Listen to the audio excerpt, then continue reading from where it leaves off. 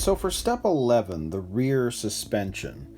Well, now we're going to grab the bottom suspension pieces, and we have to put in these ball connectors, and then we're going to use the screw pin again to attach the bottom to those pieces. So there are the two bottom pieces for the suspension, and there are the parts that we're going to need for this step. So I'll set this up and let's put that together. So first off, I think we'll get the ball connector into this. So what I like to do is grab the ball connector and put it into the box wrench, because it's easier to see whether you're getting this in level and you've got something to grab onto anyway. So if I do that, I can put pressure on this as we spin this in.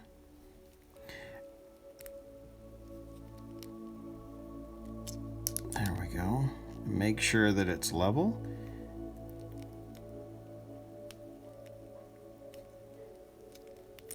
Now I've noticed with these arms, for some reason, they don't want to grab as easy as other parts I've put into these things. It's like the plastic doesn't want to grab it. I'm not sure why.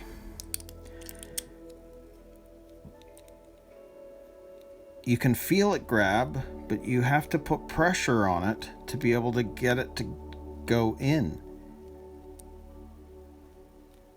It's like the hole isn't quite right.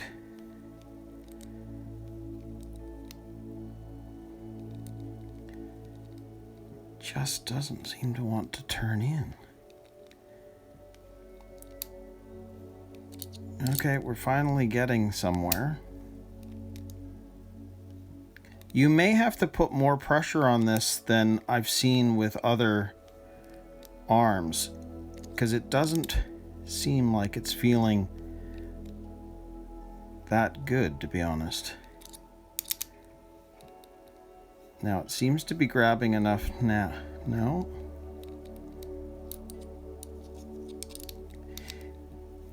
I don't know why it's doing this, but it doesn't seem to want to grab very well. Maybe the other side will be better.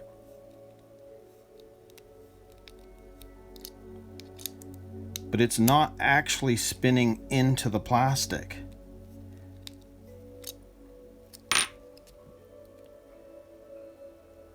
I don't think I understand what that's all about, but we're gonna keep trying here.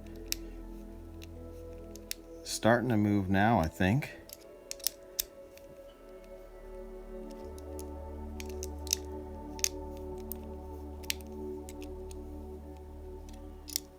But it's not. It's loose and it's not grabbing. I'm not sure. I'm gonna have to take a closer look at this. Okay, so I've got it in, and it's in nice and tight. But I didn't do this through using this. This ball connector, I mean, you can see how they're showing you using the box wrench. And if you put the box wrench down there, there's going to come a point when you get this so far, and even with the box wrench being on there, if the ball connector isn't going into the arm properly, you're not going to have any leverage with it, because you can't push it in, because notice how there's barely any gap. So eventually you're going to be level with the plastic and the ball connector, and you're not going to be able to turn this. And no matter what I do, this doesn't seem to want to turn. It does not want to go in, and I have no idea why. That part is starting to stick, but as you turn it, it keeps popping itself out. So the only solution that I've been able to see here, if you want a simple solution, is if you go back into the bag where you got this ball connector from, grab this ball connector. Because when you put that ball connector on it, it's out a lot farther. So you're able to put a little bit more pressure on this, but you're able to get it moving. So all I can do is keep trying to get it to grab on something and then be able to turn in. But on my kit, this is not easy. Something is not quite right with the plastic. It's starting to turn. No, it's not. I mean, I'm showing you this so you can see what difficulty I'm having, but I'm having to put a lot more force on the box wrench to make this even move. And it's almost like there's nothing to really grip into, and you can see that there's plastic coming off onto this ball connector. I've just got to be able to get it far enough in to be able to have this move. I'm not sure I've seen this. Well, I know I've not seen this before. Normally, when you're screwing something into the plastic, the ball connector or the screw will start to grab, and then you can screw it in all the rest of the way. But for whatever reason, I can't. But what I need to do with this one is get it going in as much as I can.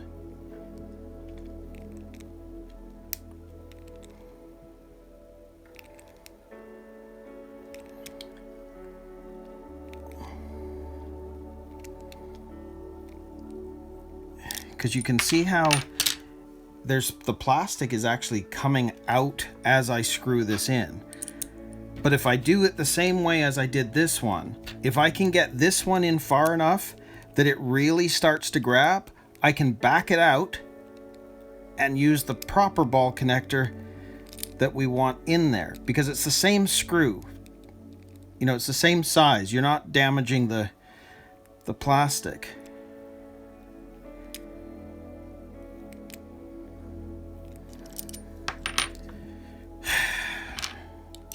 I'm not sure why this has happened, but if you run into the same issue, this is how you should be able to solve it.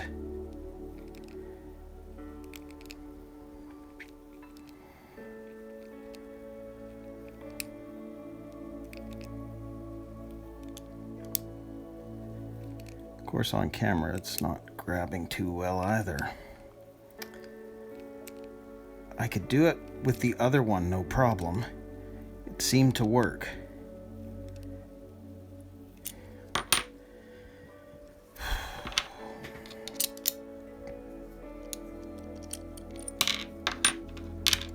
It's almost like I'm having to clean out the threads by screwing this in and constantly backing it off so we actually have threads for this to grab.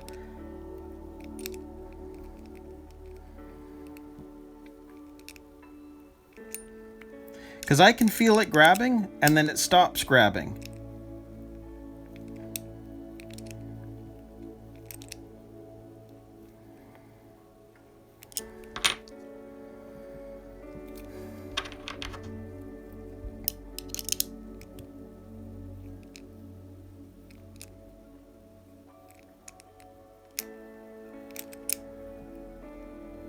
So I'm putting force on it as I spin it in so that I can get it to grab. There we go.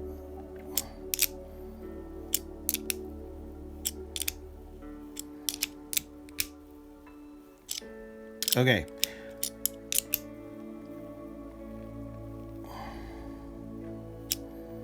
I think I've got enough threading, or like it's basically having to create the threads or something. So let's grab our real ball connector that's supposed to go in there.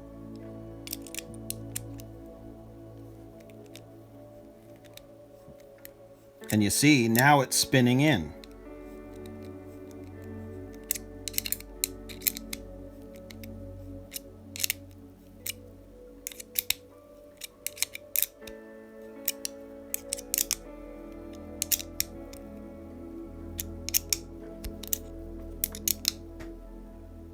And now it's in nice and tight. So I've not seen that before, but to my mind, something didn't go right with the molding process on that, and it's going to be very difficult to try and get that ball connector in with this box wrench, because there's no leverage because you can't, I don't know how to describe this. The end of the ball is going to sit down there, and it's going to be further in than you want it to be if you want to be able to put pressure on the ball connector to go into the plastic.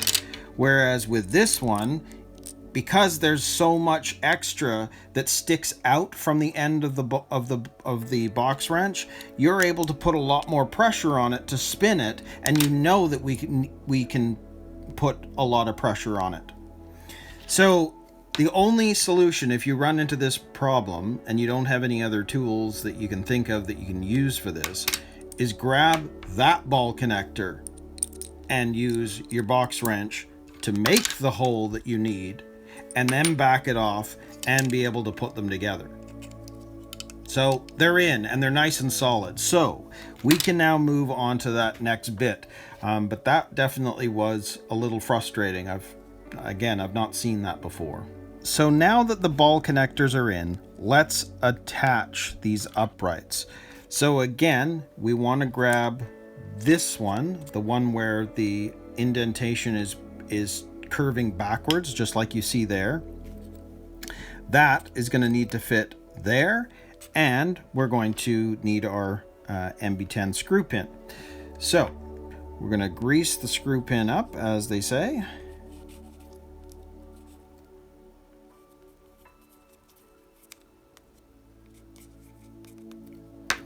And we're going to put that through there and screw it in.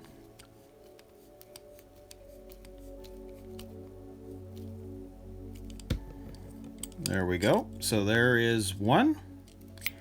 And now we're going to do the exact same thing for the other side. So we'll grab the screw pin, we'll grease it up.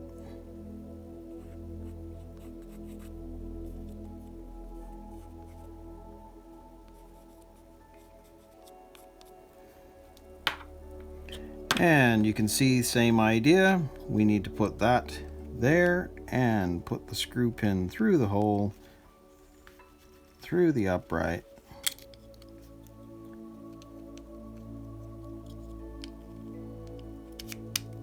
And we're going to screw that in all the way.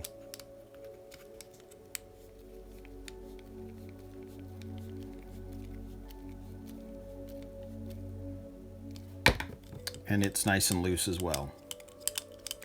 So there we go. There are the rear suspension pieces put together. So step 11 is complete. So now we can move on to step 12, and we're going to attach the rear suspension.